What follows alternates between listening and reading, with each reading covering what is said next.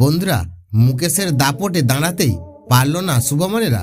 89 রানে শেষ গুজরাট। দিল্লির বোলিংয়ের কাছে টিকতে পারল না।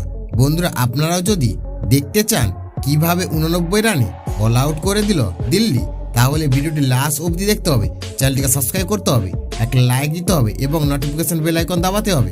বন্ধুরা, প্রথমে ব্যাট করে গুজরাট শুরু থেকে নিয়মিত ব্যবধানে উইকেট হারিয়ে 89 রানে শেষ হয়ে গেল গত দুবারের ফাইনালিস্টের ইনিংস। 16 বল বাকি থাকতেই শেষ হলো গুজরাটের ইনিংস। বন্ধুরা, গুজরাটের হয়ে সব থেকে বেশি রান করেন রাশিদ খান 24 বলে 31 রান।